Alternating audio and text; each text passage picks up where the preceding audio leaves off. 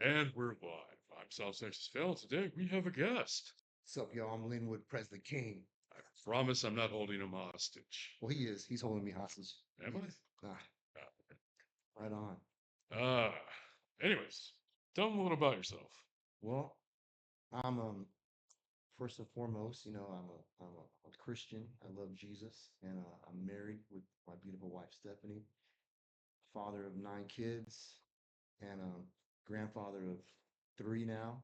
Uh, I'm a musician, and I also own a couple of businesses that done pretty well. So well, hanging in there, fighting the good fight every day. oh yeah, well, you're also a retired Marine, are you I'm not retired. I served not? 4 years in the Marine Corps, 4 years active, and then 4 years reserves. Okay, okay. But I was in the Marine Corps, yeah, and I got I got some I was blessed because Yeah, I got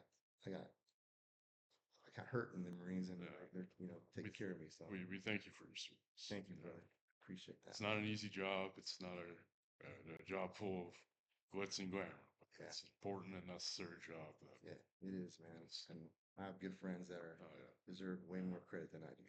I appreciate that, brother. Yeah. Okay, so since he's a guest and he's a musician, badass one who I've seen at River City Rock Fest, I think since what, 2012, Yeah, 2013? 2012, I believe 13 was the first year. Yeah, and then I think I saw y'all there like till like 2018. Yeah, 18 was the last year. Yeah, yeah. That was a really rough. That was a great. That was probably the best year of my Oh, that's music a career. hell of a show. Yeah, it was great. And then the following year, man, the River City Rock Fest, we tried to keep it going. A lot of things changed. A lot of Yeah, uh, from talking to the people at Spurs Sports Entertainment, because they were the guys I worked yeah, with on it. yeah. The prices just went up too high, man. The Oh, headliners wanted millions to play the yeah. festival. Got That's crazy. insane. But it was part of, I did 7 year run with them, so it's one of the best things in my Yeah. life. Oh, yeah. I loved it. Well, I mean, because even with my failed high school band, which I still play with, Right on. because I play bass. Nice. Yeah, And I it's got. not a failed band. If you're still playing, it's not a failed band. No, our last show was in front of 5 toddlers, and they Uh, were having a tea party. They were way more bro, interested it don't, in yeah. that tea party. I feel you on that. I've done, hey, even still, the heroine Yeah. has done that. Oh So yeah. don't even Well, I worry mean, about it. hey, when a 3-year-old girl hands you a plastic teacup, you pinky up, You, you drink that you drink. pretend tea, and you have polite conversation with the teddy bear. Yes, you have to do that. You have to. Mhm. But no, I still play with my band, but Good. we're working on a BS album because his mom was lambasting us, and his parents are from Poland, Mm. about how heavy metal is satanic and it's Oh, evil. yeah. And so she finally caught on to what we were doing. We're singing recipes in Polish, Really? her recipes. That's hilarious, Yeah. man. But we've given all the songs horribly satanic sounding names, That's, like Feast of the Angel's Flesh, oh my Angel goodness. Food Cake Recipe, That's awesome, man. The Devil's Succulent Fruit, it's her German, uh, not plum. No, it's like a weird plum-like fruit pie. That's It's that's hilarious though that she didn't even know that those were recipes. yeah. That's It pretty wasn't until cool. she sat down and heard us playing in the garage at his house because he had to move into a little casita behind their house. Okay, Yeah, that that's she caught awesome. on to what we were doing. And then she was okay with it. Okay, go ahead and Yeah, play it. as long as we don't give away her recipe for sauerkraut and bratwurst, All right. because that's her secret. And those are the best too, man. Oh, I love bratwurst, bro. Love it. yeah. All right. So, since you are on the show, we do have some goodies for you. Yeah, no, I know. Got to bribe the guests, even if they don't expect it. We have a handmade leather valet catch-all tray, Bro, that's perfect for awesome. keys, lighters, and tapes. Dude, that's great, man. We have a couple of cigar and pipe stands. Oh, nice, bro. That is our malachite finish. Awesome, They're man. durable, they're reliable, and they work very well for holding cigars and pipes. That's great, man. And So much. seeing as I know you like to wear hats and brims and bands, we got you a custom, one of a kind hat card. That's awesome, man. Yeah. How does the hat card work? You just put it in the band of the hat. Okay, all right. That's great, bro. Take it out for cleaning, whatever, change them out. That's so cool. Right on. We have the $100 koozie. What? I don't know why. Oh, I don't know why it's called the $100 koozie. It's just my that's friends started calling it that. nice, man. This thing's awesome. Yeah. And Love it, a Road Warrior wallet. dude. It's our ultra slim 2-pocket stitchless wallet. I love it. And then Love to it. support the show, got Yes, you the snapback. dude. Thank you, Yeah. bro. These are great gifts, man. Yeah, This thanks for being on the show, man. man, this is a really great surprise, bro. Yeah. I love it, man. Yeah. Thank you. All the leather stuff is from my little leather company, Cedar Smoke Leather Goods. It's awesome. And yeah, so on to the topic. Thank you. Music, the power of music. Yeah.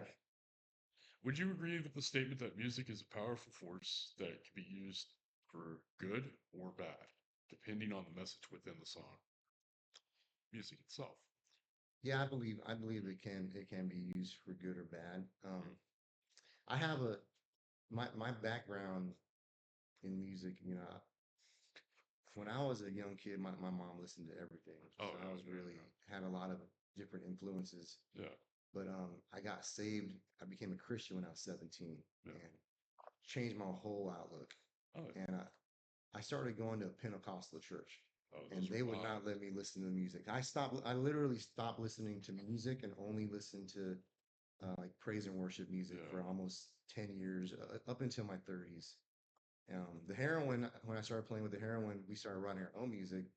And but I never really I knew songs I'd heard before as a kid, and so a lot of that stayed with yeah, me. But and I think I needed that. I needed yeah, that break. I needed that break. yeah. It, but as a teenager, man, I'd listen to some NWA and some Oh, Public yeah. Enemy, and boy, that get me going. Oh, Two Live Crew, shoot, but that wasn't good for me. yeah. Especially the Two Live Crew. Oh, yeah, yeah. But They have some quite questionably they do. songs that But may or may not be family I appropriate. had so I do believe it can work up emotions, Oh, yeah. thoughts, and it could Well, either be used for good or bad. like everyone's got that one song. They'll hear it and they just get those goosebumps. Yeah, You know, yeah, that chill and the goosebumps. And yeah, music can be very transformative. It it can be is. used definitely for good. But there are times where people have used it to spread a bad message. Mhm. Particular country in Europe, sometime in the 30s. We're not going to say their name because we'll get in trouble. You know who I'm talking about. Yeah, Yeah, them. it can be. Famous for bratwurst, beer halls. Mhm. Yeah, Yeah, but music can't. is one of those things that can transcend cultures too. Mhm. I remember in college, I had a music theory professor tell this funny anecdote about how his brother, who was an anthropologist, was in deep sub-Sahara Africa studying tribes and documenting their culture. Yeah, And this was in the late 80s. The song White Wedding by Billy Idol was so big and so spread around the world that he would occasionally hear these sub-Saharan tribes talking, white wedding, and they would just drop white wedding in the middle of a conversation. wow, that's wild. Yeah, I mean, in the late '80s, before the internet, Yeah, before cell phones, Jesus, that's a song that spread. yeah, But that's the wonderful thing about music. It's like you yeah, carry a message, and it can definitely transcend culture and cultural and language barriers. 100%. Oh yeah. Have you seen that documentary on Rodriguez? Not yet. So, have you heard of it? Yeah, I keep meaning It's to watch, but I keep meaning. man, bro. I saw that, and it was basically he was here in America just in his 60s, gave up on music, Oh yeah, doing construction, give it. But yeah, early on, he put out a few records, had a yeah. record deal, nothing happened. But he ended up being a star in some country Oh yeah, in South Africa, yeah. and like he was a rock star out Oh there. yeah, I never knew about it. yeah, And then he ends up going back out there on tour, playing this yeah. sold out venues, and Oh, it's it's yeah. it's amazing because the Well, music can do that. it's like Yeah. there was this weird span of time here in town between like 2020 or 20 no 2004. Mhm, I don't know why I keep saying 2020 or 2004, but 2004 mhm. and 2008. where I would go eat or go to a bar with friends, and Japanese businessmen over here for work. 'Cause at the time, USAA and Aflac had a bunch of Japanese executives coming in and out of the U.S., and particularly down here where they have big offices. Yeah. And they would want to take pictures with them. I found out I looked like a Japanese porn star who has a heavy metal band. Really? Yeah, it's the weirdest thing. Aside from the differences with tattoos, They I think look just like them. that's wild, man. It is. So they were like wanting to let everyone know they were with them. Apparently. That's The, the, wild. the heavy metal thing was the thing I found out first about him. And his band no longer plays. They've since broken up, which is a tragedy, but it happens. Yeah, it does. But it's the it's again, it's music. It transcends everywhere. I mean, Yeah. y'all play rock, but I would also consider it metal. But some people would consider it gritty South Texas. Yeah. You know, like music can have so many different genres. What would you put the heroine at for a Man, genre? you know, it started as, where it's blues, high energy blues rock. And then we kind of transformed into like, it still has some blues elements, but Yeah, it's a lot faster. When we had Joey in the band, who's no longer in the band, yeah, it kind of took more of a metal, which I didn't really like too much. I'm not a metal guy, yeah, yeah, but I would just call it high energy rock and roll. yeah. But I definitely feel the when I'm playing with the band, Oh just yeah. the energy and Well, I mean, the passion just always kind of you're comes through with the definitely band. high energy. Yeah. Like having seen you all on tour and on various venues, you're definitely high energy. You're a master of mic stand food. Like I've seen people try to dance with the mic stand, but you make it look like an art. Bro, thank you for that. Yeah. Appreciate that. That's lots of Yeah. trial and error. Oh yeah. I can only imagine. But that's also like being in a band with guys that give you the freedom to do whatever you want. Well, I've been in a few bands, when I was before the heroin, and I remember being in a couple of bands where you do something and someone would grimace at you and, oh make yeah. a face. But with my bandmates, there was never that kind of. It's always been everyone's had, especially during rehearsals, Oh yeah. this the freedom to experiment, and that was just part of the experimenting and having the freedom to, Yeah. do my mic stand Oh around. yeah. And Well, I mean, mic stands aren't exactly light. They have a heavy weighted base. For those that don't know, yeah, even my little mic, this has a 2 pound base, and so it has a lot of counterweight to it. yeah. I've seen so many people try where they'll try to spin it out, bring it back, only to, get hit in the face with the microphone.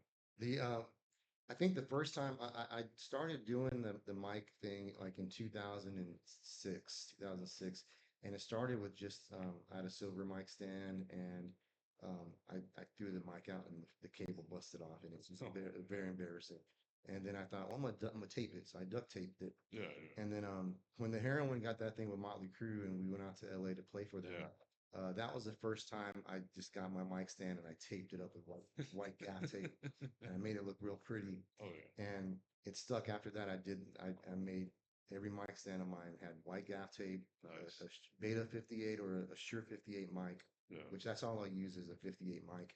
And just yeah, it became something that I can't play without it. It's the crutch oh yeah, because um, I didn't know what to do when I wasn't singing. yeah. So I was like, okay, throw the mic stand Well, around, I dance mean, around. how many people just stand there? Yeah. You And know, that's what I didn't want to do. I didn't want to yeah. just stand there. I wanted to have a show. I wanted people to I feel be that entertained. engages the audience more Yeah. than if you were just standing there between Yeah. verses, Yeah. chorus. Just It yeah, I mean, as a an artist, you look at other people and you yeah, look at what people do right and what people do wrong. And thankfully, my band has always been a band that we weren't gonna the whole reason to be in a band for me was the yeah. tour. Oh yeah, I mean, playing shows was a big, but I wanted to tour. I wanted to play shows and yeah, tour around the country. And so being exposed to different bands around the country and then watching other oh yeah, frontmen, it just, you dial in, you watch other yeah, frontmen, and you're like, oh, like You familiar with Spoken? The band It's called Spoken it is a sounds Christian really band. familiar. Because we used to, when we first started off, we were playing the Christian market. That Yeah. I started my first record deal was with a Christian record Oh, label okay, cool. with my first band. And then when I left that band and started with the Heroine, which we were going by another name at the time called Naos Project. Yeah. When I started with the Heroine, I had contacts still in the Christian industry, Yeah. and so we were doing a lot of Christian events. Yeah. And Spoken was a band that we did a lot of tours and shows with them, but they'd always make fun of us. It was one of the things where they always made fun of Yeah. our band name, and our band name was not a great name Yeah. to begin with. But Well, I mean, Matt was a front man I would always watch, yeah. and I'd kind of steal some little ideas from him. And then I'd meet other people in other markets, and I'd watch them and think, oh, I'm gonna try that. And so you just develop lots of James Brown, man, lots of James Oh Brown, yeah. bro. Well, James Brown was perfectionist. Like Yes. finding band members for being late or out of uniform, hmm missing steps and keys. That's one thing like with the Heroine is we always were in uniform. I Yeah. always I tell the band, and I've always stayed in uniform. It's like Yeah. my uniform is what I'm performing, and I'm not gonna I wear that all the time. Oh, I try and stay in um as we would say in the band, stay in uniform. yeah. I'll show. Well, I mean, because I mean, a lot of bands can have a cohesive look, or a lot of bands don't have a cohesive Yeah. look. But the bands that have a more cohesive look, even if it's not a traditional uniform, if they stay within this image, they tend to stretch further than Yeah. if they don't. Like playing in a punk band in high school, we didn't have a uniform. Yeah. I mean, shit. I thought we didn't even wear clothes, just pants. Well, most bands when they start don't have the Yeah, they don't understand the image, yeah, your yeah, image, and it's kind of like a I don't know, it's kind of shady, not really shady, but cliche. But you have to have an image, yeah. whatever you want to be, like Oh yeah, yeah, whatever you aspire for people to see you as, you have to dress yeah. and be that person. And that's always been my outlook on it, Oh yeah. and the band's outlook. We Well, I just mean, it's like Flea from the Red Hot Chili Peppers is known for wearing the most outrageous stuff yeah. on stage hmm because he's Flea, which is kind of expected. But Anthony will always wear something a little more subdued hmm because that's what we expect. Now, Bear, the former owner of White Rabbit, which is no longer around, Yeah. told us we weren't allowed to dress like the Red Hot Chili Peppers one day. And so our drummer's mom, who used to have a seamstress shop here in town, made us costumes That's great. where we walked out dressed as giant socks. That's awesome, man. It was horribly uncomfortable. Did it work? Yeah, Did we you we, we, remember? we still got our $100. That's And good. we're still at the very opening of the night, but we were sweating underneath those costumes because That's the price you pay to have the image you want to portray for yourself for the band. It's you want to you want to take on your persona. You oh want to yeah. be that. And Well, we were a punk band in high school, but we just wanted to be tongue in cheek, not take yeah, ourselves too serious. I mean, half our songs were about skipping school or failing a test or just general yeah, angsty teenage yeah, stuff. Like I'd rather be skateboarding, shit like that. yeah, But we still tried to keep somewhat of an image. I yeah. mean, we didn't That's keep the gym sock look because it was heavy, it's sweaty. There's no air conditioning on stage. no. I don't care where you're playing. And I prefer that actually. Yeah. I hate playing Oh, close yeah. with AC, man. Yeah. I've Well, been in because you have to clubs with, compete with the noise of the AC if it's a and small then if it's venue. blowing on you, Yeah. I can't deal with cold air blowing on me when I'm Oh, performing. yeah. I'd rather be hot and sweaty. Oh, yeah. I mean, That's that's the way it should be. You yeah. should be Uh, sweat, spit oh, yeah. everywhere, Yeah. blood. You should just be soaked when you walk on Yes, that's stage. and AC won't let you do that, man. It No, just they no. keeps you cool. Although I remember the one place I hated playing, not because of the venue, not although it was partly because of the patrons, Mhm. because you never knew who was going to show up there, was at the Rock Bottom Mm. down by old VF I remember Rock 76. Bottom. I used to love that place. Bishop used Yeah, to work there, man. yeah. Bishop was booking for that place for a minute. I love that place. I didn't like how some nights, because they would play anybody. Yeah, So sometimes you have They had 2 stages too, right? Indoor and that little outdoor Yeah, stage. yeah, Yeah, yeah. that But was the cool. indoor stage was the one they used the most, and Yeah, you never knew who you were going to get. Sometimes you would get, a good little punk band. Sometimes you'd get a sharp band. For those that don't know what sharp is, Skinheads Against Racial Prejudice. mm, Or sometimes you would get Oi Boys or Hammerskin bands or straight edge bands, yeah, and you had no idea who was going to be playing unless they somehow planned it out a month in yeah. advance. And so you would get all sorts of people that would show up, and there would be fights, Oh yeah.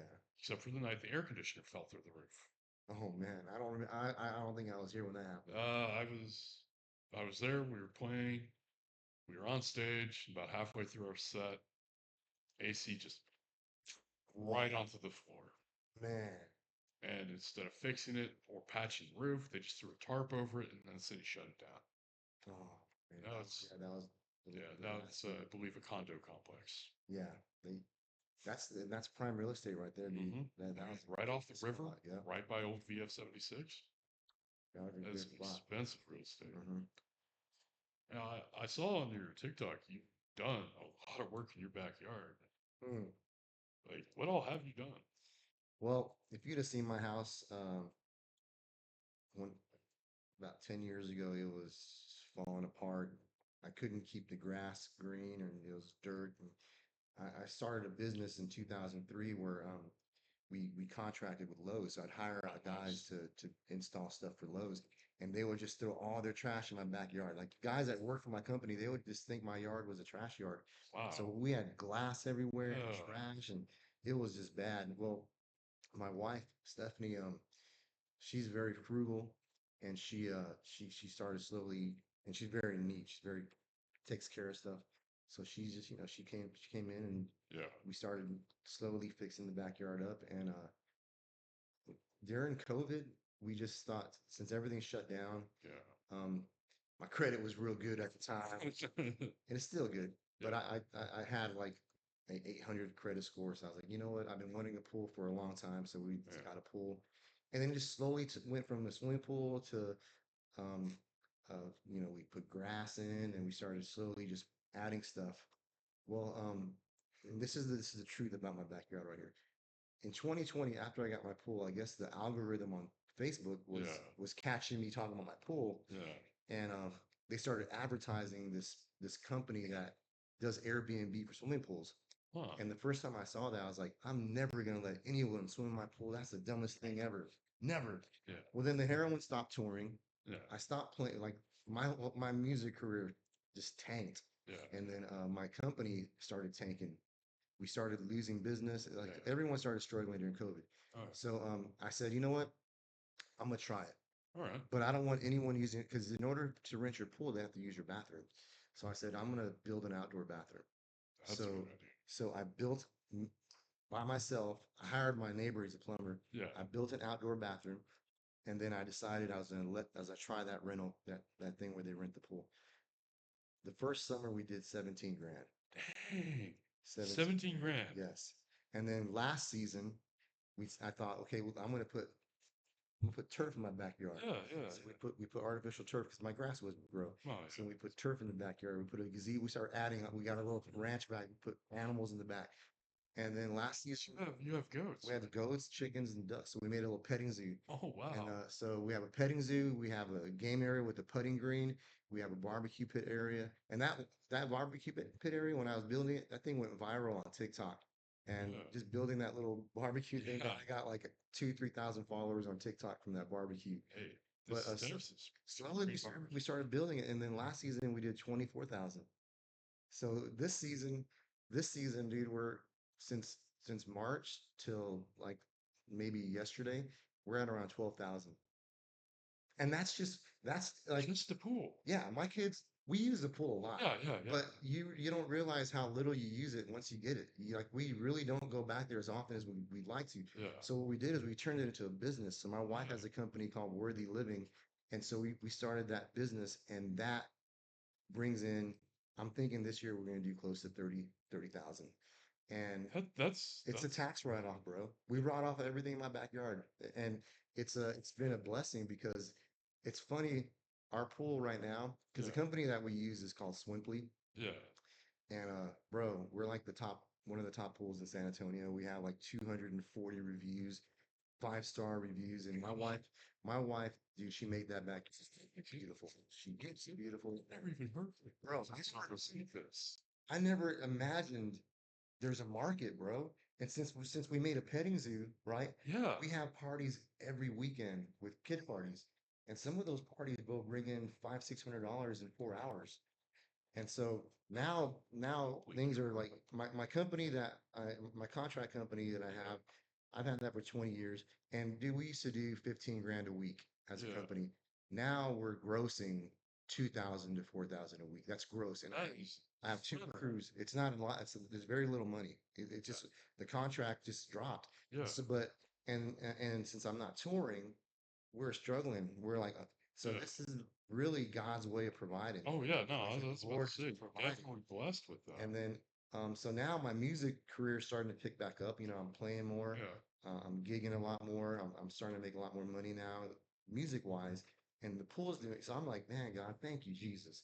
And so the backyard thing is just like a bonus, man. Yeah. As a matter of fact, I have people swimming there right now. It's like the craziest thing. Wow. And so I would just say, if you own a swimming pool and you just want to make extra money, bro, it's like I'm retired, bro. Like Yeah. I don't, like thank God I don't, I just I'm able to just be Yeah, home no, every day with my kids, blessed. practice, and You're then I definitely play blessed. music. Yeah, man, it's the strangest thing. If you'd have asked me 5 years ago that I'd be making 20 to 30 grand a year just renting out my pool, Yeah. I would have laughed at you Yeah. because I thought I'd never do it. That's something I've always brought up on the stream previous, podcasts. That there's always a way to make money. Hmm. And it doesn't have to be a serious hustle. You don't have to go and put miles on your car with DoorDash or that. And you don't always have to go to school to get a second degree, because I'm not using either of my degrees.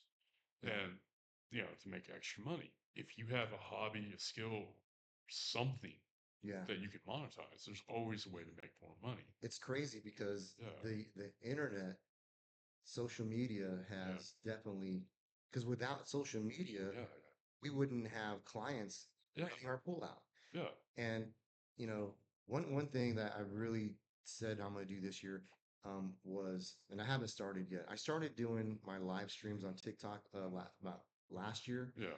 and they were picking up. It was picking up traction. And back in March, I stopped doing live streaming. I just stopped because I told myself I'm gonna wait to start live streaming until I'm prepared to Yeah. make it the best possible performance I possibly could do. Oh, But if you're smart about it, you can monetize on TikTok, oh yeah. on The social creator media. fund, Yeah, sponsorship. yeah. And I'm in the creator fund right now, Yeah. and I have I'm not quite there yet. I've made $6. There you But go. but the thing is, you have to think of this as an entrepreneur. You have to be able to think of ways, especially if you're a musician, Oh yeah. because money isn't always going to be there in Oh music. no. No. So like you have to think of ways to create income and being creative. Like, bro, I started a business and I had no clue how to do construction. I had no clue how to do anything with carpentry, Oh yeah. but I hired guys that knew. Yeah. And so all I was like, I would tell the people at Lowe's, I, I'm like, I'm like a manager or a booking agent. Yeah. You're the record label, and I'm gonna get the money, and I'm gonna pay my artist, and Yeah. I'm gonna keep my 20%, Yeah. 30%. And it's been like that for 20 years, and it's been a good run. Oh yeah. But you have to, and I love talking about stuff like this. Yeah. You can make money, but you have to be creative about it. You Okay. have to be creative and have different streams of income. Yeah. Man, I have Oh, 5 streams of income. oh, That's the only way I can make it. I've got the podcast, I've got my YouTube channel, got my Twitch stream, which we're all streaming on Good. Twitch right now. I've got my audio engineering company. I used to do Uber, but I got fed up with it. Yeah, I've got the leather company. I've got a very small graphic design firm, good, and I have a small little consulting company. good. Yeah. And then it's like the way it works in my life is I need all of them to run. I need Oh yeah. like Yeah. the heroin. I need that making money. Yeah. I need Lynnwood King making Oh money. yeah. I need Fish and Co making Like money. I need you can't just sit idle. yeah, And it's kind of like what an old priest told me when I was a little Catholic. God helps those who help themselves, yeah, or God will meet you halfway. yeah. So if you put in the work, Hmm. it'll work out. Yeah. you know. That's and I can't say that um it's because of everything that's happened or been a blessing in my life is ultimately it's because of God. It's because of my faith in God. I believe that. I believe God has opened up doors for Yeah. me, and it's a lot of times God's not going to open the doors though unless you're hustling, Oh unless yeah. you're looking for those doors to open. You can't sit like I used to tell my first band is like there are bands that are better than you practicing right now, Oh yeah. Yeah. but unless they get out of their garage and get start playing and touring, Yeah. no one's gonna hear about Yeah. that. Well, it's like, Flacco and the Cuatro Gordos. We still play, but we basically play at home for ourselves. Mhm, You know, cheeky little tongue-in-cheek metal projects here and there. mhm, But when we were in high school, we had the philosophy we're going to practice an hour every Saturday, mhm, an hour every Sunday, and an hour Wednesday. mhm. And then we're supposed to practice our instruments anyways on Yeah, our own time. practice. Yep, And yeah, we practice. we had a tour across the state shortly Nice. after we graduated high school. But then, a bunch of us went off to college, a couple of the members went off to the military, life got complicated. Now we're all middle-aged men, kids, god kids, playing in a garage that is massive garage. It's bigger than my house. That's It's like my buddy Anthony, you know, Flacco used to be a quarter. Because yeah. the tongue-in-cheek thing for the punk scene, if y'all don't know, is Flacco is Spanish for skinny. Gordo is Spanish for fat. Hmm. So it was Flacco and the Cuatros Gordos, skinny and the four fats. Well, the Gordos, we were skinny and Flacco was fat. It's the joke. No, it's the other way Well, around. Ah, that's good though, man. yeah. Playing, I don't know. I feel like whatever you love to do, you got to just get out there, Oh, do yeah. it, and Yeah, yeah. have fun, but also try and think of ways. I always remember, you know, you gotta understand music is something everyone loves to play it, Oh, yeah. whether you're great at it or not. Oh, You yeah. just love to play it. But if you want to take it to the level of being able to make money doing it, Yeah. you have to you have to make those sacrifices of, the time of the rehearsals, the Yeah. tours, the the press meetings, Oh, getting up early to go to the radio stations to do interviews, yeah. getting up, taking a flight at 4 a.m. to Yeah. get to LA, or, Driving there's, across the state to get to there, Dallas or yeah, Houston. or, saving the band's money when Mm-hmm. you first start out to have a pool of money to be able to buy merch. And then, you know, Oh, you yeah. have to operate, you have to remember the business side of being a musician is Oh, just as important as the talent oh side. yeah. And it's even with like my leather company, I spent maybe 60% of my time doing administrative work, Mhm, invoices, taxes, mhm. paperwork, inventory management. You know, And they're taxes is a big deal, bro. oh yeah, no, Uncle Sam wants his share. And I have He is guys that not a friendly person. work for my company. I even have musicians that have worked for my Mm. company that they don't do their taxes. And the reason why I believe I've had the success, which isn't the greatest success, but Oh yeah, just as a small business, yeah, taxes are important. If you oh don't yeah, do your taxes, and I'll tell you how I learned this. When I started my company, Vision Co. yeah. Um, I went maybe 3 years not paying my taxes, Oh, and it was the first time I started touring as a musician. I was an independent contractor. I never knew anything about. I was yeah, always an employee, oh yeah, so I never knew yeah, anything about how to do taxes, and I was scared of it. To be yeah. honest, I was scared of it. Oh, it can be So daunting. I started getting letters from the IRS, Oh and the first couple letters, I was like, I'm gonna put that aside. yeah, Well, finally, I was like, okay, I better call them because they're gonna arrest me. yeah, So I called the IRS, man, and they were the coolest. The agent I spoke to was the nicest person. They basically told me, listen, do your taxes. yeah, So my mother, yeah, bless her soul, and she's a great woman. yeah, She comes to my house and we go through. We do our first year taxes, and I'm yeah. like 3 years behind. We send that in. They send us a letter. We got $1,000 back, but they're holding that $1,000 because we had to do that. So we started doing our. And then before you know it, I was like, what? You can get money back? Yeah, I know, Like, right? you can be self-employed, and so I started doing. Then I started keeping That, it down, and that's you can what I was get saying. stuff off the Yeah, thing but it's from like, the truck like a rubber. yeah, And then I started understanding the necessity of yeah, your taxes, it- and that's why when I was able to get loans. I was oh, able to. I got a grant, dude. I got a grant 4 years ago. I got a grant just yeah, because my taxes were done right. yeah. Like right now with Cedar and Smoke, I'm applying for a small grant, Yeah, $15,000, bro. and it's because I watched my dad get audited by the IRS, and he had to file bankruptcy, and it's a whole nightmare. Yeah, And it just like I learned real quick at 15 when my dad was getting audited, the IRS can walk into your house and say, "Ow, we yeah, own it."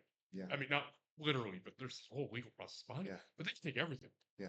Like legally, they don't have to leave you anything other than the shoes on your feet, the clothes on your back. Mm, They can take everything. They would prefer not to, yeah.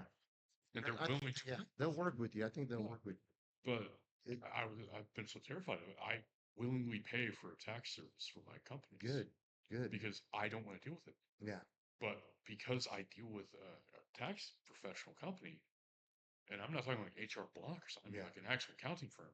They know the ins and Yeah, outs. Yeah, they know how to. like my rep came up and he goes, "Hey, Texas, here's a grant. I filled out the application. You just sign it. Read through it. Take it to your lawyer Yeah, because always got to yeah. have a lawyer read over Mm, contracts before you sign anything." And it was for a grant that I don't have to pay back for $15,000 over 2 years. So it's like 7,500 the first year, yeah, 7,500 next year, just to buy leather. yeah. That's good. As long as I'm buying from an American company that has a tannery in the US, Get that they grant. give me free money. That's good. I got a grant. Yeah. It was a musician's grant. It was Yeah. like a I don't know how I got the information on it. I think I checked my email one time because I'm a certified veteran-owned business, and you know, Yeah. I got all my certifications. Oh, I was like, I'm gonna do everything I can yeah. to benefit any way I could. Oh, yeah. And so, man, I got this email. I went and I filled it out, and then they ended up emailing me back saying, hey, call our number. Oh, yeah. Call them up. Hey, send us your tax papers. Okay, Okay. send them my PDFs of Yeah. my last 3 years, Yeah. and then send me your tour schedule. They wanted my tour schedule, all the touring I've done the past 4 or 5 years. Yeah. Sent them that information, and then bro, they sent me a check for 15 grand. I bought a PA system. Hey. I bought a bunch of gear that I use today, Oh, yeah. but none of that would have been possible without having my Oh, yeah. taxes squared away, Well, and that's why it's important. it's like my entire stream setup from the laptop we're on to the microphone to the stream setup I use in my garage for my leather work. All that was paid for with a grant Good. for small streamers have small little entertainment companies That's that do that. and that's the I think people, especially musicians, man, we can be so ignorant when it comes to money, because I think the mentality most musicians have is I'm gonna make it. I'm gonna Oh make yeah, it big. I'm gonna have a yeah. hit song, Well, and it's like record labels. They give you money to put out an album, but what it's a people loan. don't know, it's a loan. Yeah, it's a You loan. have to pay it back with interest. And They own you for that. so like if you can't as a band realizing you're a small business and then taking that approach, you're going to miss out on the opportunities that are out there for you. Especially too, if you work for a company like AEG Live, Oh yeah, right? Or Live Nation. I work with Live yeah, Nation, did some big shows with Live Nation. I yeah, did big shows with AEG Live. oh yeah, They're going to ask you for your tax information, yeah, your EIN number. yeah, yeah. You And have if you you don't gotta have you that, gotta fill your you're W-9. missing well. And to make the levels, you gotta have your stuff together as just a small business. And I Yeah, think that's where guys like us yeah, who kind of take the small business yeah, serious, yeah. Pour because our hearts it's into it. art, but it's Yeah. also business. Oh yeah, You benefit from having that approach, yeah. having your art, but knowing it's a business as well. Well, it's kind of like I'm reminded of a quote from one of the members of Cypress Hill. Mhm. It's in their song Rockstar. Oh, I love that song. It's a fun, it's a job. you got to get up and go to work in the morning. Bro, It's a let me job, tell you something about and this. it's a fun job, but you got to work. It's a Because job. next year there's going to be another one of you. The heroin we used to, that was the song we would listen to when we would, before we play shows. I We love that song. we'd just get on that song. We'd be like, all right, hype Yeah, this up. it's a good hype song. Yeah, and we like before we leave on tour, we were doing a really big show that was gonna be we that song just was a very big song for us. It would hype us up, and it's a Yeah, truth. It's there's truth in that song, man. yeah. There's so much truth in Oh, that yeah. song. Save your money. And save your money. You Save, know. like that's one thing too. I think the misconception that musicians have, and I think it maybe when I started, Yeah, I kind of had it where you think you're gonna make it and you're gonna get rich. And I mean, I've had good seasons, bro. I've had yeah, some really good seasons where I made a lot yeah. of money, and then there's seasons where you have to, It's lean. yeah, it's very lean, Oh yeah. but you have to spend your money wisely. Don't blow it on alcohol and strip clubs and freaking parties. Oh yeah. Because I had a lot of bandmates that would do that. Yeah. They're Oh meth yeah. heads Yeah. and all that stuff. No, we've had bandmates or friends that were in other bands that Yeah, it's fell like to that fate. it's like, but if you like, I don't drink. Uh, I I don't, I don't really drink much. I, To be fair. I would have a drink occasionally, but Yeah. it wasn't a habit. I'd first and foremost, my band doesn't. Anytime I was on tour, and I'd act like my Yeah. tour as a tour manager, Yeah. it was like no bar tab. Yeah. The heroin No never drink. gets a bar tab. Yeah. They never have. Well, I never ask, and yeah. I won't allow the bandmates can get their own alcohol, Yeah. or we'll have a, the club will provide, or the buyer, the talent buyer will Yeah. provide the green room with a rider. Yeah. But if it's not there, Yeah. save your money, Yeah. because Yeah. Oh you yeah. should, first, like, and anyhow, musicians should never buy their own drinks. 'Cause you usually they're given to Yeah. you by your fans or an audience. They're gonna give you. They're gonna. Yeah. They're gonna send you drinks. Yeah, you can't, like, so you shouldn't be blowing your money on that stuff. Well, it's like I remember 2005. I keep trying to say 20 something. Uh-huh. I'm an old man. It happened. 2005. Hey, I just think Back in the year of 2005, 2005. when DSL was before fiber internet, we were playing a show in Austin at Stubbs, and we were opening for Flock and Molly. We got lucky. The band that was supposed to, they got sick. And by sick, two of them got arrested the night before I showed up. Hmm. And we go in, and our drummer's mom had a rule. She was our manager, Okay. and she was very good. She was a CPA, certified public accountant, and she's worked for big companies here in town, saving them tons of money. But she was our manager, and she had a rule: no drinking Yeah. the day of. Yeah. The day before, no. Yeah. So we weren't allowed any alcohol the day before the day of. And she made it very clear to Stubbs, you can send them soda, you can send them tea, you can send them water, Yeah. but no alcohol. Yeah. And the manager of Stubbs, who handles all their public relations, is like, are they Mormon? Mm. It's like, no. One of them's Baptist, but the others are Catholic, and they Yeah. drink like fish. Yeah. Early 20s. But I run the show. They're the stars. I make sure they can perform. Yeah. And I feel like that's a very important thing because I've heard of other big bands that do that. Yeah. No alcohol the day before or the day of the show. Yeah. Hydrate. That's Gotta be hydrated. You're going to sweat on stage because you're out there pouring your heart and soul into it. yeah. And if you have alcohol in you, which is a diuretic, which causes you to Yeah. pee, but it also opens capillaries and makes you sweat even more. Mm. You're gonna cramp. Yeah. And there is nothing that can kill a show quicker than someone getting a cramp. Yeah. Yeah. You gotta just Oh yeah. that's a good rule. That's a good Yeah. rule.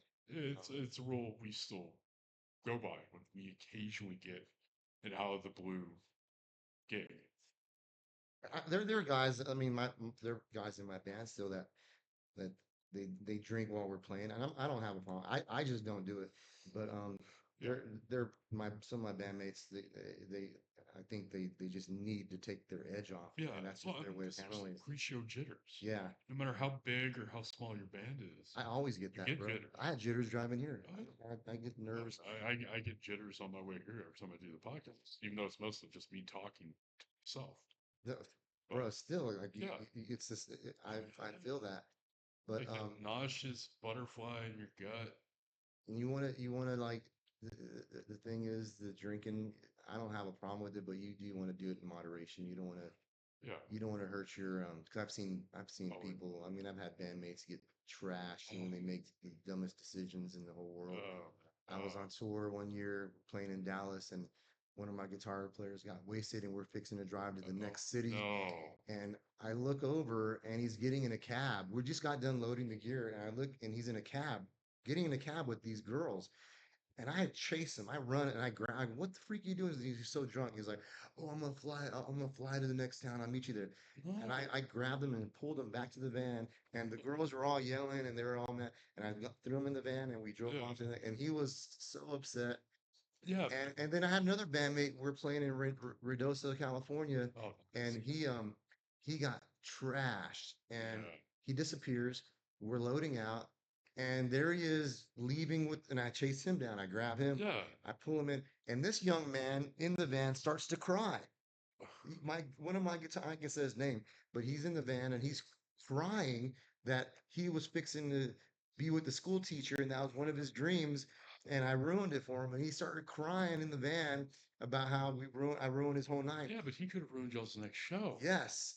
And That's the that bigger picture. that's where like choosing your bandmates, talent Yeah. is important, but character is more important. Yeah. And I've had some bandmates that had the crappiest character, Yeah. and alcohol is a big thing that would bring that out. For some reason, Oh yeah. when you're not drunk, you can be really cool. Yeah. But when you get drunk, you start making some dumb decisions. Yeah. I've seen a lot of my It bandmates. lowers your inhibitions to where Yeah. maybe you won't take the. And I ain't gonna say Yes. hey, I've had my moments where Oh yeah. No. I did drink and I made We've all dumb had. decisions, but I learned from those mistakes where Yeah. you shouldn't be on stage Yeah. just kind of like, what am I gonna sing next? Well, Thankfully, yeah. thankfully, you know, thankfully our longevity as a Yeah. band, we've been able to work through those problems. Yeah. Yeah. But Well, that's important, man. it's your band becomes your family. Yeah. It's not just your friends.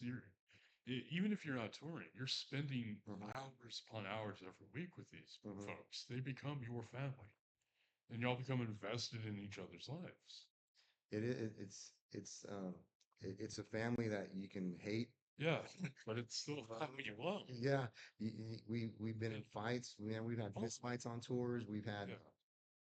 there's a lot of, but I love my bandmates, man. Oh, I yeah. love them, and me and Johnny Lightning, my drummer, we were playing in Yeah. Kansas City one year, and Johnny was a lot younger. He had just maybe been in the band for a couple of years, and he got trashed. And I remember he threw a bottle. It was out of character for him. Yeah. He threw a bottle somewhere, and I was like, "Why'd you?" And Like, we started having words, and he was drunk and I wasn't. But he Yeah. came. And this probably wasn't too fair because he was pretty drunk. Yeah. But he came at me, and I picked him up, my body slammed him, and he got real mad. Wow. And he gets in the van. He's like, "Don't talk to me the rest of the tour." And then we take off to the next city, and the next day we're good. Oh yeah. But those are the kinds of experiences Yeah.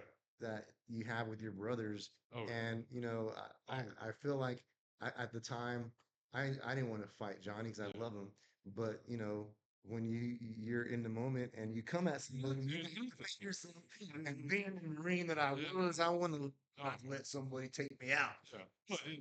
Well, Too. well, it's like our rhythm guitarist. He got absolutely trashed Mm, before a show. mm, And he shows up, he's in the green room, we're in the green room. We go to do sound. He does sound. He goes back, but he doesn't go back to the green room. He goes back to his van, which was also where we stored our gear and slept when on tour. The good old days. yeah, I right? love those days. Ah, the big Ocano van, Yes, or as we called it, the Chicano wagon. Chicano wagon. Yeah. We had a conversion van, a Discovery. It Ooh, was a Dodge Discovery conversion van, and we had all kinds of names for that thing. I think the last name we had for it was Rusty. But we same thing. We slept on our gear. We had a trailer, yeah. and then we had comfortable beds and bunk beds in Yeah. it. But Johnny fell asleep on tour one year driving to Tulsa and flipped our trailer. Oh, He was no. careless, flipped our trailer. Oh. Gear was all over the road, and that was a scary moment That's for a me nightmare. because I thought we were gonna die. Yeah. And we lost our trailer, and then we started touring with all the gear on the bottom, then we made beds on top. Yeah, And that's what we did. we did that for probably a We good 2 years. yeah, we built 4x4 posts on the frame Yeah, that's of the box, and and then man, you made like a and then we slit just every, dropped quarter-inch plywood on it, yeah, and then we slept on that. that's what we did. We got very comfortable sleeping next to each other. And that's the great thing too of like being in a band and doing those kind of adventures, man. And I think every band should experience that at least once. Do a 10-day tour Oh yeah, and experience being on the road with just your brothers. yeah, Because it reminded me a lot of being in the military. yeah, It reminded me a lot of, and I think that's why I love it because yeah. you're on the road for days. Sometimes you don't shower. Oh yeah. You're in tight quarters. All sorts of smells.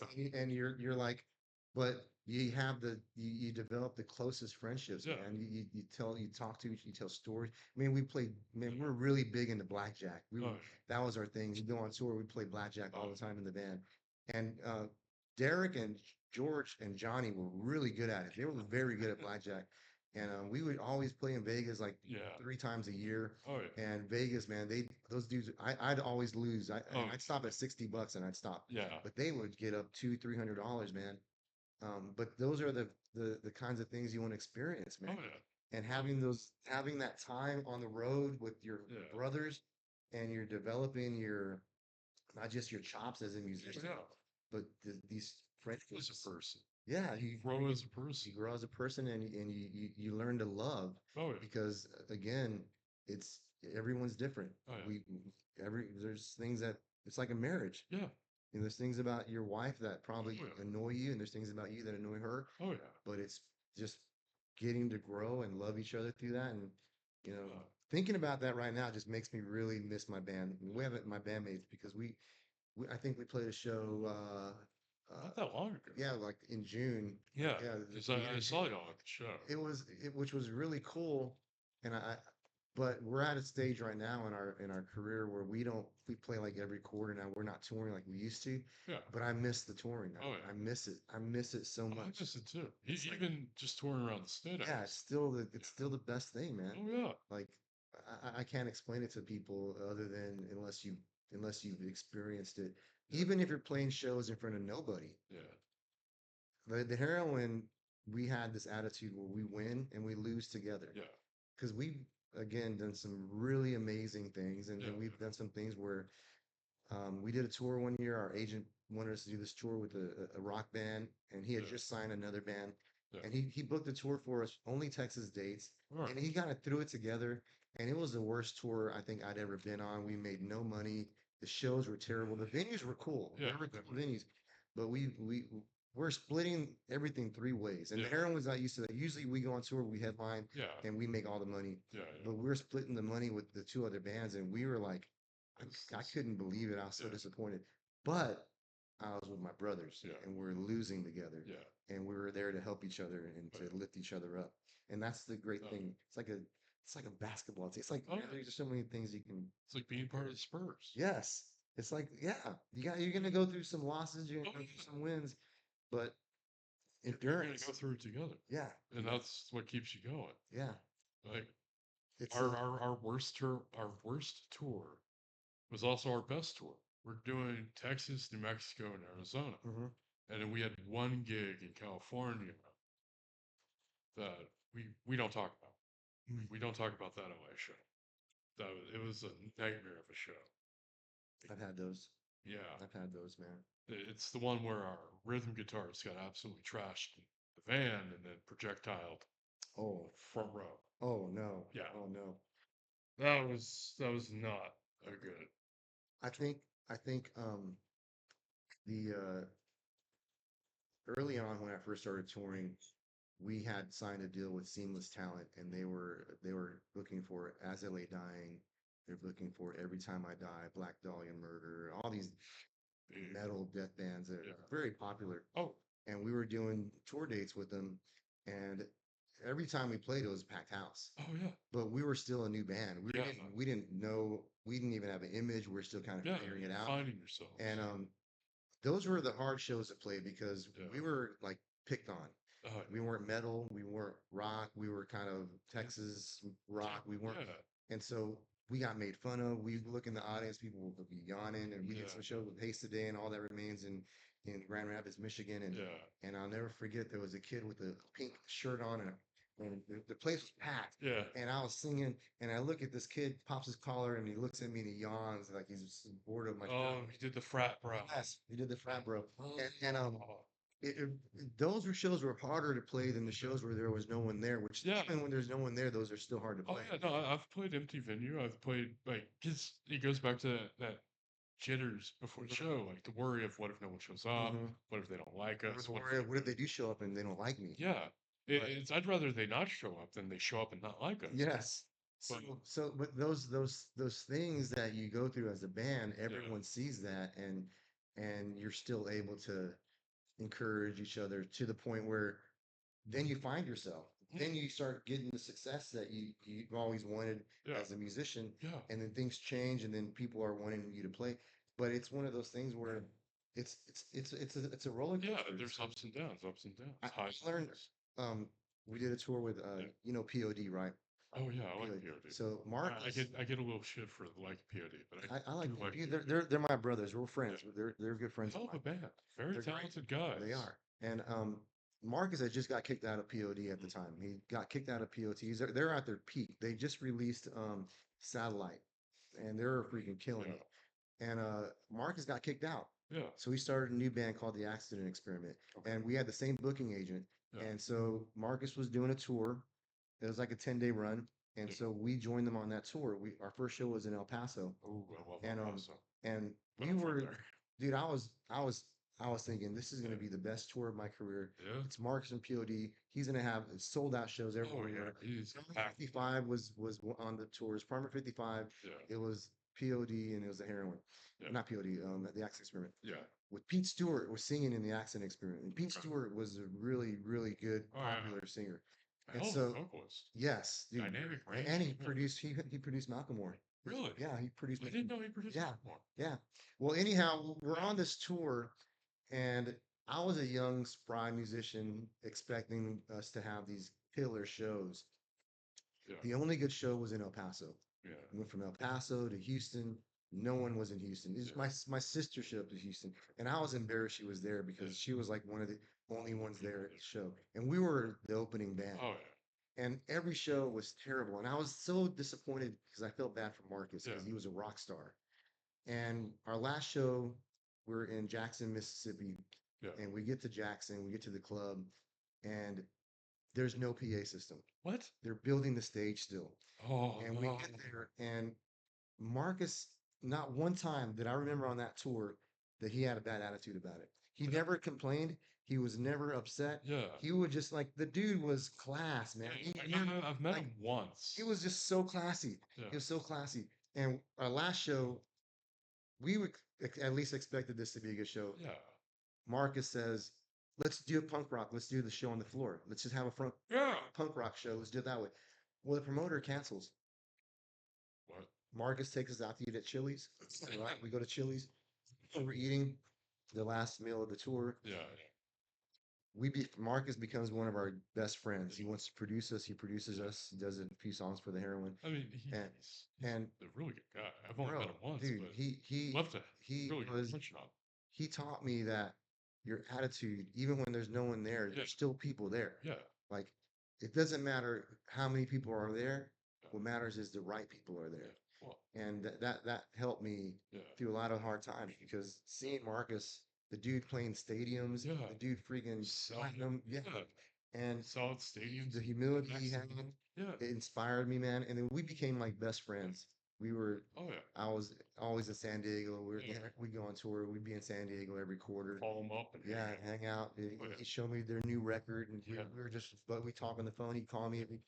I'd pray with him, and we Yeah. were just, he introduced us to Jay Baumgartner in Oh, LA. Jay Baumgartner produced two songs for yeah. us, and but it worked out where our label flew us to LA. Yeah. We went to the studio to check out NRG Studios with Jay Baumgartner. POD's there. it was like the perfect timing, the perfect storm, because they're like, oh, the heroin, we love these guys. And they were just like talking us up to Jay. So Jay right away wanted to work with the heroin. And so Jay was like, I'm gonna work with the heroin. And then that put us on the map in LA. It was like the coolest thing. Yeah. I And mean, like, but that's just from being humble and yeah, having a good attitude. yeah, Just imagine if during that tour we were just crapping on everybody, yeah. all pissed off because no one's at the show.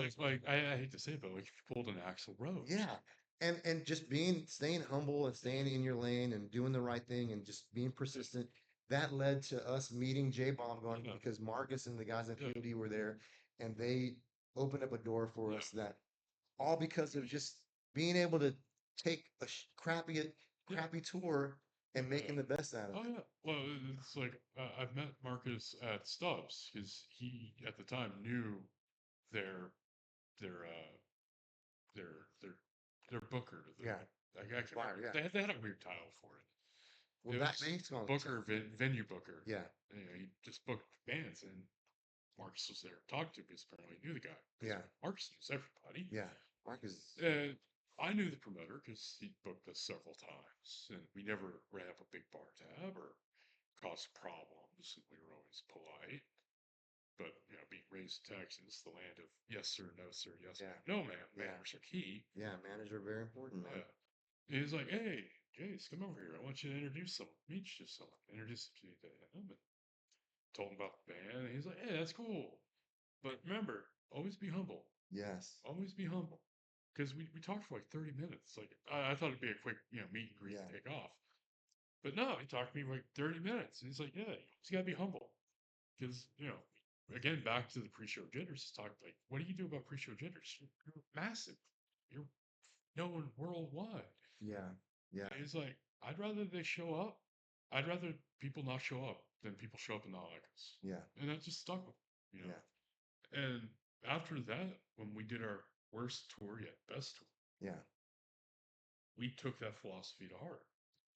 You know, we'd rather nobody show up and just play to the bar staff or the venue staff than be packed and nobody likes us. But again, punk band,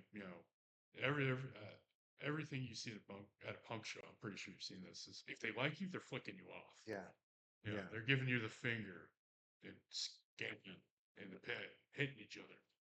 They love you, yeah. but it's an aggressive love. That's the kind of love you need sometimes.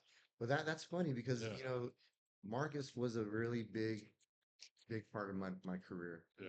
And And he's I'm thinking about it now, like, I mean, the dude would like call me and I'd drive out yeah, to Dallas and he'd put me backstage and I'd be yeah. hanging out with, you know, anyone you can think of that was hot at the time and introduced us to Drowning Pool. And he introduced us I like to Drowning like, Pool. And I'm yeah, very they're sad that their great. lead singer had passed away, dude. Just Yeah, it's terrible. incredible. Jay produced Drowning Pool. Really? Jay Baumgartner produced Drowning Pool. Jay Baumgartner, um, they it's man, he's a humble guy. Mm, You'd be surprised at the humility of a lot of the people in the industry who understand being being a musician is it's not easy no.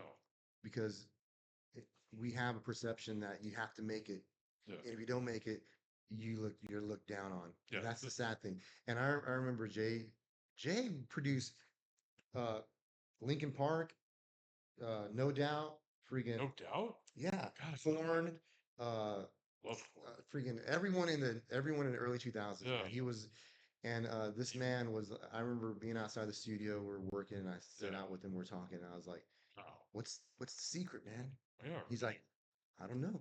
I don't know the secret. You just got to do what you love. You just keep doing what you love. Yeah. Put right good music and put. Yeah. There's not a secret. It's just a Yeah. Yeah. do what you love, and you're gonna have success, and you're gonna have failure." Oh yeah. One of my best friends owns a club in Seattle called El Corazon. His name's Dana Sims. Yeah. He used to work for Sub Pop. He was one of their A&Rs. And Dana told me something, and it's like, you got to be humble and be good to people Yeah. coming up, because when you come down, the people you were good to are going to come up. Yeah. But if you're crapping on people Yeah. on your way up, because you're going to come down, Oh yeah. the Yeah. people you're crapping on are going to come up, Yeah. and they're not going to help you. Yeah. And that's It's you reap what you sow. you reap what you sow. Yeah. And like this is one of the things, like the hardest thing for me since COVID is not having the spotlight that we had before. And pre-COVID, the heroin was, man, we were Oh, killing it. you were everywhere. We locked in a deal with, we were already endorsed with Gibson. Yeah. And then our A&R guy was like, I'm going to put you on Epiphone. We know that they knew it was a step down from Gibson, Yeah. but they were like, I'm going to put you on Epiphone because we're going to get you, I can get you better deals with Epiphone as far as artist. You know, you can be an ambassador. Yeah. Because Gibson would give us guitars. Yeah. They wouldn't pay us. They just give us Yeah. guitars and Play but with on site. Epiphone, they had the resources to Yeah. make you an ambassador and pay you. Yeah. And so we did NAM, and we were so excited about Summer NAM, and then COVID hit. Oh, And it was like we went from freaking just, man, this to everything dropped. River Yeah. City Rock Fest dropped off. Which is sad Like because it hasn't been the same. we were gonna do it during COVID. We were Yeah. like, I started River City Rock Fest with Spur Sports Entertainment. I Yeah. was there helping consult, trying to figure out, Yeah. and then I was part of the marketing team. Yeah. And man, So you were in there I made a deep. lot of good money with AEG Live. I made really good friends at AEG Live and Spur Sports Entertainment. And losing all that, man, was like so hard Oh yeah. because I was having resources through Oh, my yeah. music career. I was Yeah. making money, and then losing that, man, was like. Not the same. But the thing that I have to say is, right now, Yeah.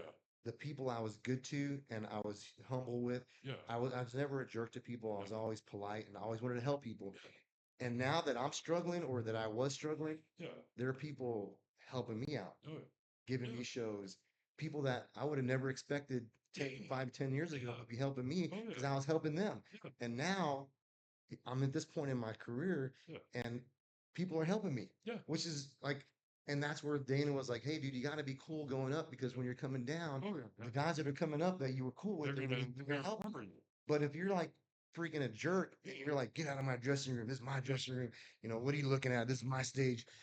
They're not going to be cool to you. Yeah. Well, They're- it's like if you could have a character persona for when you're on stage or doing, promo videos, it's cool to have a persona. Yeah.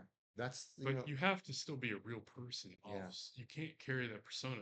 That can't be you when Yeah. you're not working. I mean, I have my Lynnwood King persona Yeah. that I do when I do my video, when I'm Yeah. performing. But And it's high energy. but when I'm just chilling with people or Yeah. I can't be like, come on. Yeah. I have to just be me. Yeah. And the important thing is you gotta be good to people, man. Yeah. You gotta love people and It's help. kind of like Odorous Urungus from Guar Uh-huh. before he passed. He had the Odorous Urungus persona, which was 180 degrees away from who he was as a person. Mm-hmm. Odorous Urungus, loud, boisterous, scornful, arrogant, prideful. Mm-hmm. Yet, I can't remember his name off the top of my head. It was right there and it's gone. But when he wasn't on camera, hey, how you doing? Yeah. Hey, you're at my house. Let me make something to eat. That's You don't leave my house hungry. that's awesome. It's kind of a rule at my house. If you show up, you're gonna eat. If That's you go hungry at my house, it's your own fault. yeah. I mean, I won't buy vegan food, but I have a friend that's vegan, and oddly, they're not very. I'm vegan. I'm vegan. Yeah. They're like, hey, what's up? Yeah. I'll cook vegan food for them. They don't Yeah. mind. I cook it on the same smoker or Yeah. barbecue or Man, that's grill or pellet smoker that I cook meat a on. lot of the bands that you would think would be. We did a tour. We're in Yeah. Clearwater, Florida, playing a show at a club where no one was at. Yeah. But guess who was in the audience? Hmm. Cannibal Corpse. Uh-oh. They were in the audience. No. And the Heroine were playing our show, freaking just doing our show. And we get done with our show, and these guys that had to have known we were discouraged. Yeah. We didn't know they were Cannibal Corpse. I didn't know who they were. No idea. Wes knew who they were. Yeah. Wes was freaking super excited. Yeah. Yeah. I remember we're loading out, and there was I think Philip was his name. He was one of the guitarists. Comes Yeah. out, and we just start to talk. And then we start talking about Jesus. Then I start telling him how I'm a Christian and how I love him. And we're just vibing. Yeah. Super humble guy. Yeah. Just talking and chilling.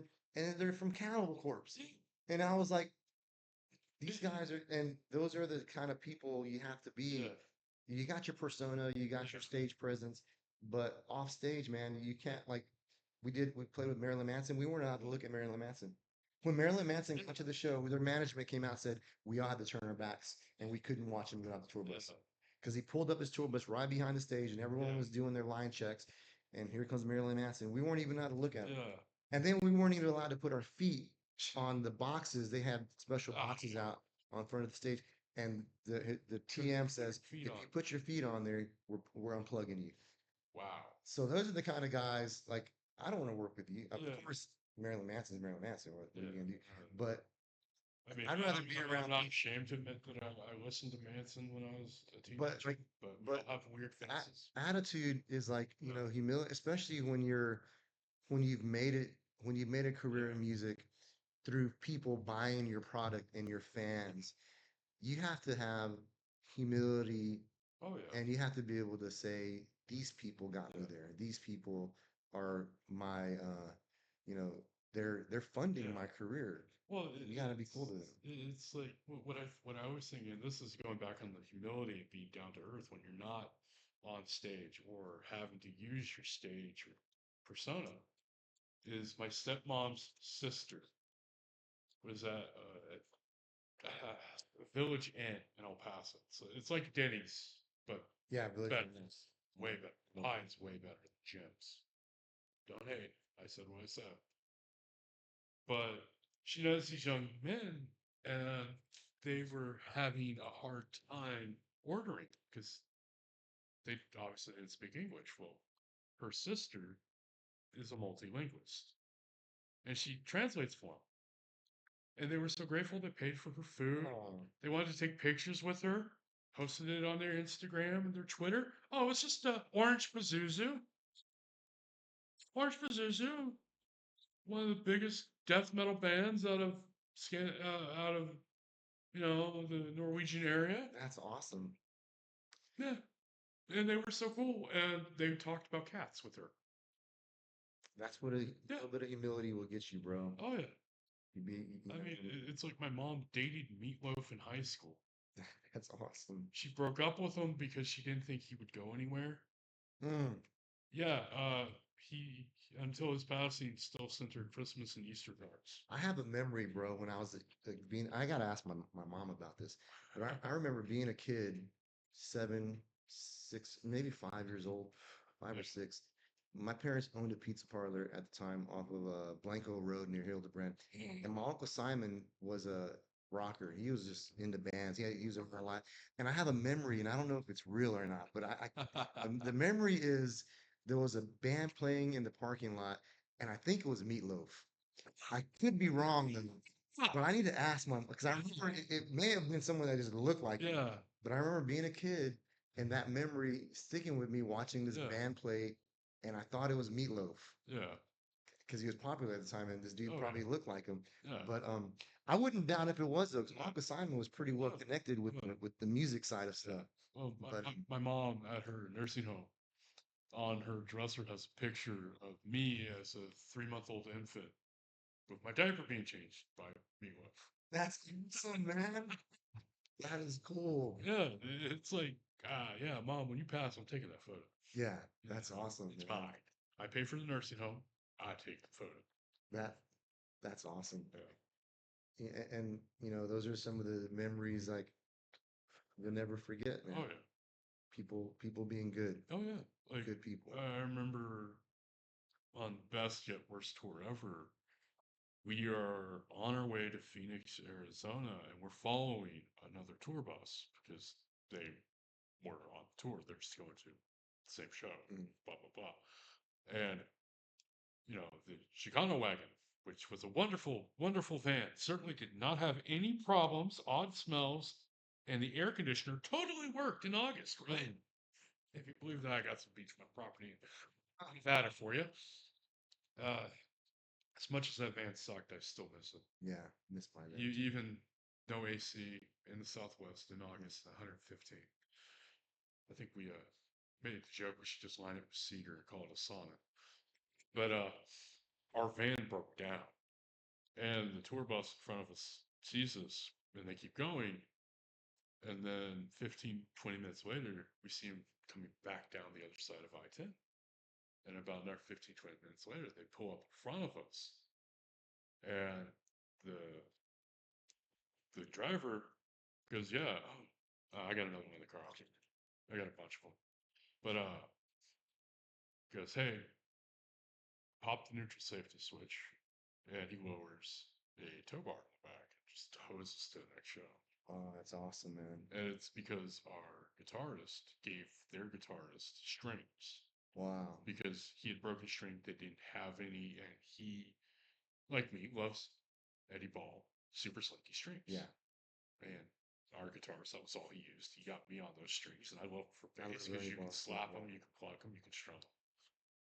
And he gave him his last set. And so they towed us to the next show and helped us get a rental van. And we sold the Chicano wagon and bought another. Well, he bought another van and trailer. That's so cool, bro. To get cool. Yeah, That's awesome. and it was another band, but they were a big band out of Canada. Their first U.S. tour, and they don't exist anymore. What's the name of the band? And sadly, they don't exist anymore. Man. We were on the road and in our Discovery van, it was the Dodge Ram. It was a 94, driving 85 in a 94 from our Night Rocker song. Yeah.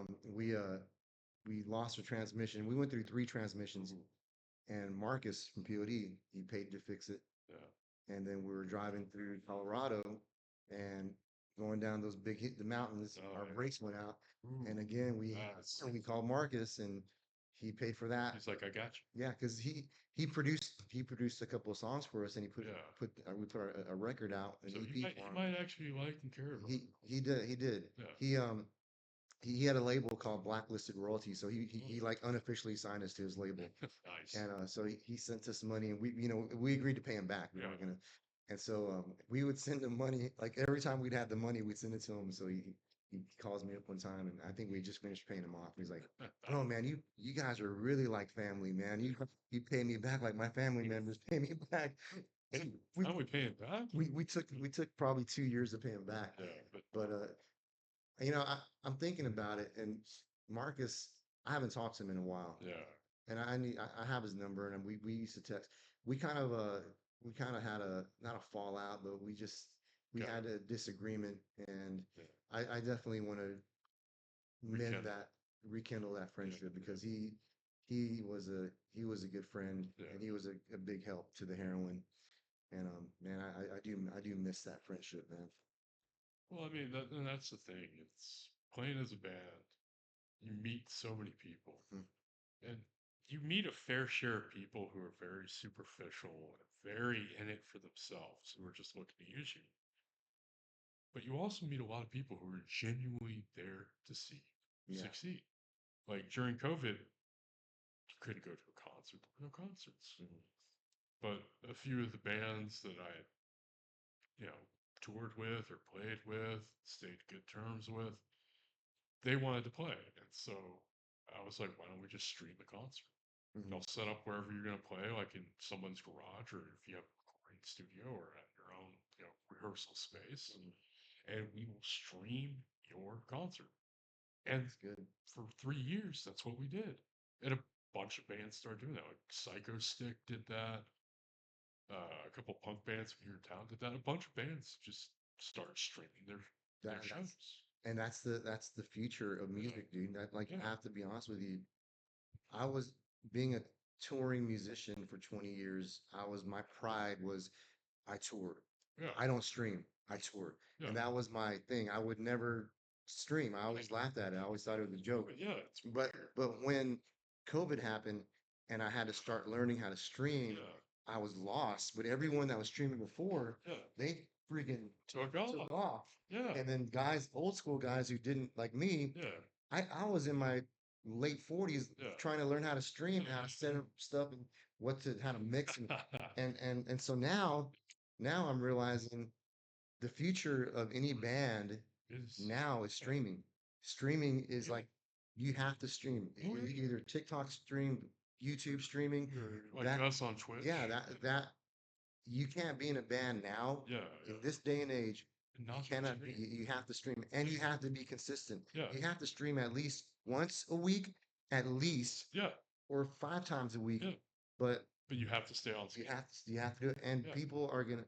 And that's the thing. Like that's the problem with the heroin is since we're not touring, um, uh, there's no activity or even in the effort yeah, to work. So now I'm streaming by myself. Now I'm learning how to do the stupid yeah. looper stuff, bro. I'm like Oh, getting a yeah. looper and I'm trying to I bought a little drum machine and now I'm sitting there trying to Just messing around with it. Huh? and but the thing is that's a whole new skill set Yeah.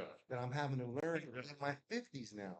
I'm 50 years old and I'm here Yeah, you trying don't to look learn. 50, I'm, but I I'm think trying that's the power of rock. it is a power, but I'm trying to learn all this stuff that kids that were doing it before when I was like, oh, you don't tour, forget you.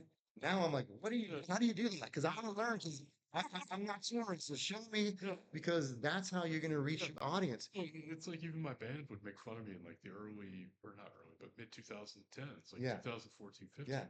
I had a Twitch stream and a YouTube stream, and they would make fun of me because I would stream myself playing video. They had no idea that now And that's they'd hit, they're like, hey, Jace, how do you work OBS? Or hey, maybe we could do a stream with you. All right. see that's Yeah. that was that Yeah. was the and now bro and I gotta be honest with you when because I'll go on TikTok and I'll watch people perform and I think to myself this one dude performing by himself in his stream Yeah. with whether there's one people or 500 or 1,000 people watching Yeah. him He's just that killing it. takes a lot to Yeah. me it takes a lot more energy for me to do that and my anxiety level is skyrocketed Yeah. because I'd rather play a live show in front of an audience. Yeah. Yeah. But if it's not there, Yeah. that's all you have.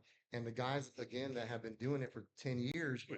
now they're destroying it. Oh They're yeah. making money. They're building a fan base, Yeah. and now they can go on tour because Yeah. they reach that audience. Whereas a guy like me, this is all new, Yeah. and I feel like I'm a kid Oh yeah. trying to. It's very it's strange. It's Yeah. scary. It's intimidating, but it has to be done. Oh yeah. It Well, has to be done. it's like when I first started streaming, I would be quiet a lot of the time. Yeah. And I learned from watching bigger streamers that, making a ton of money. And that wasn't really the goal. The goal was just to have an audience, people, hang out with, is that they talk. Even if nobody's watching, Hmm. they're just babbling. And that's kind of the key. As long as you're entertaining people Yeah. to watch, Yeah. you'll find it, your audience will find you. Yeah. And that doesn't mean just on internet content. No, bands. Yeah.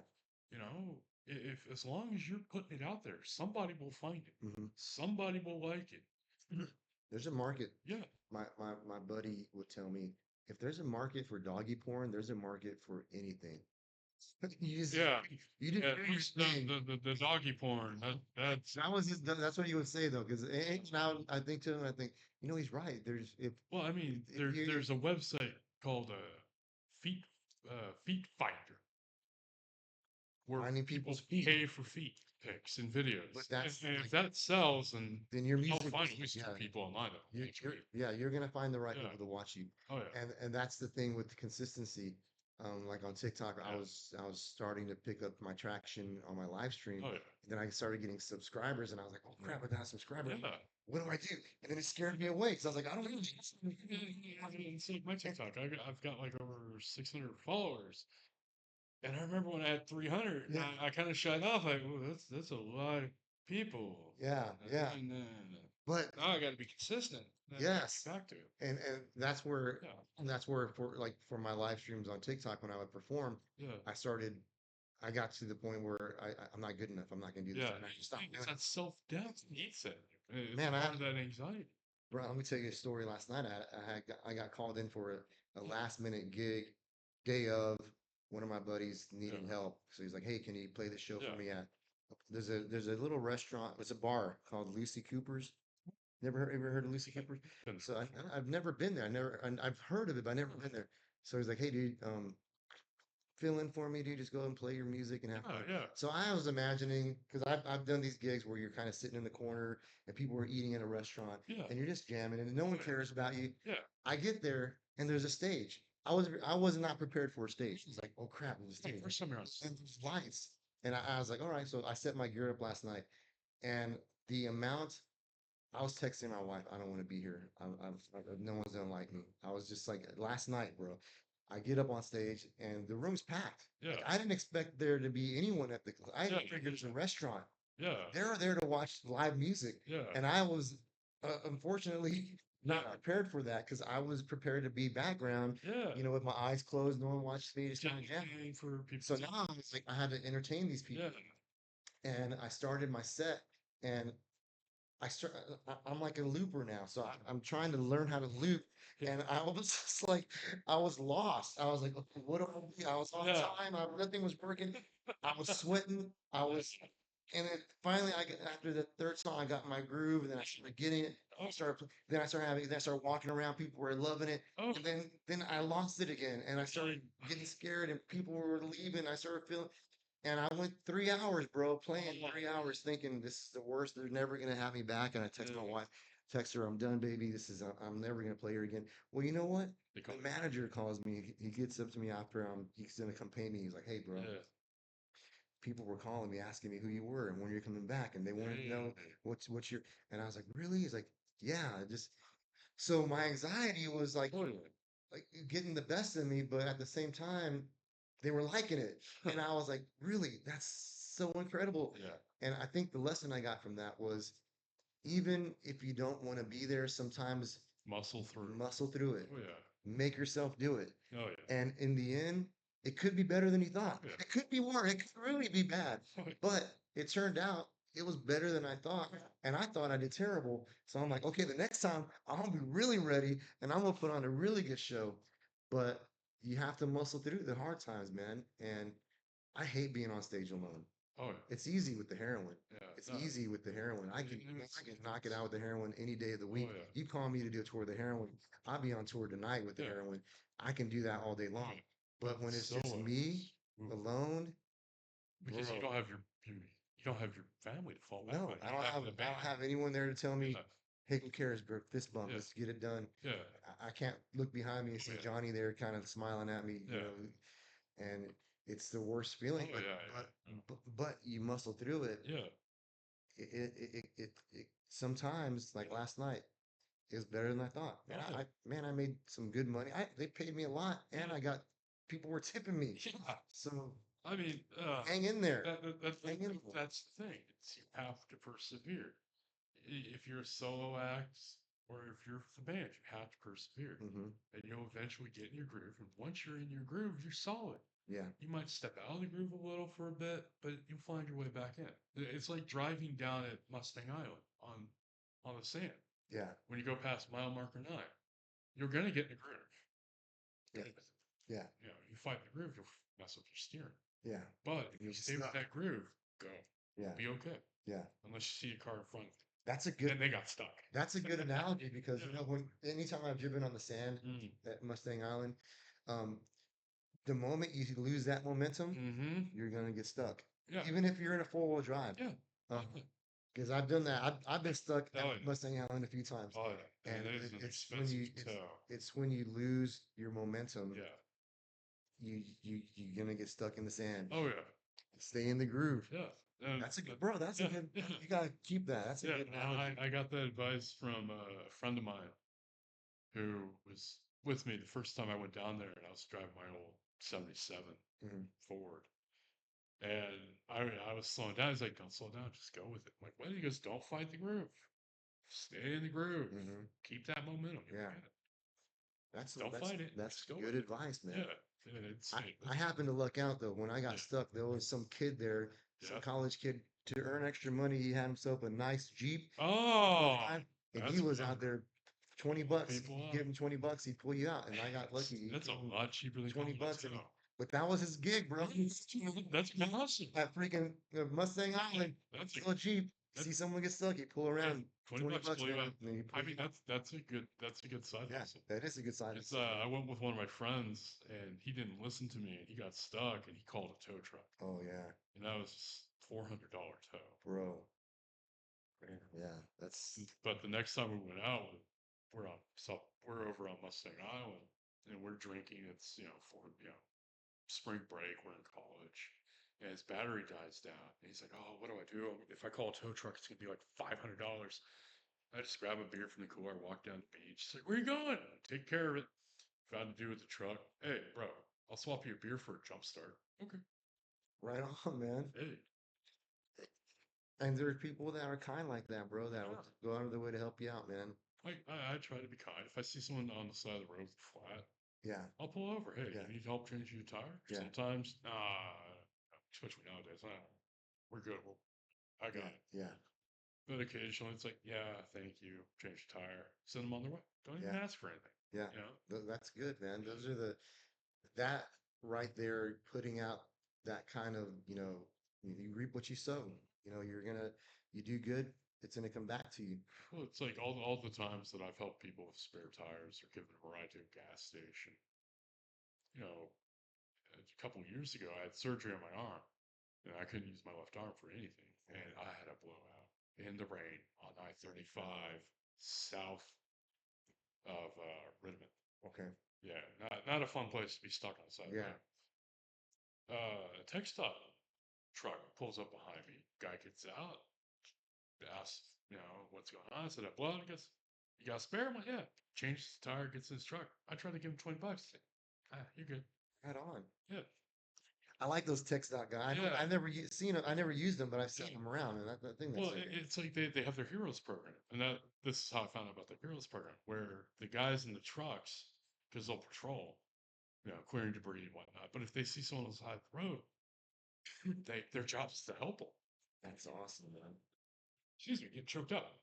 But their entire job is to help them That's good. and not take money for it because they get paid for it. Yeah, And I had no idea that thing was a program. that's good. And it's incredible. That's All right. We are actually at the end of we're a little over. all right. But that's cool. So again, thank you for being on the show, Thank man. you, man. It's been a pleasure and an honor This to was sit here and chill with you for this is an good hour. therapy, bro. Talking to Yeah. you, man, is good. Oh, yeah. I feel Hey, motivated. anytime you want to be on the show, you got my phone number. Shoot me a text. Thank you, bro. I will Every do that. Sunday. I will do that, man. Yeah, man. Thank you. But anything else you want to say to the audience before we dip out? I want to say, Jesus loves you. The Lord loves you. And I also want to say, no matter what you're going through in life, how difficult it might be for you, trust God. He'll get you through it. Yeah. Thank All you right. for having me, man. All right, man. This was the Sunday Cigars podcast. Thank you for watching. As always, I love y'all. As I hit the wrong button. Anyways, I love y'all, and we'll see y'all next time. Right on. Bye.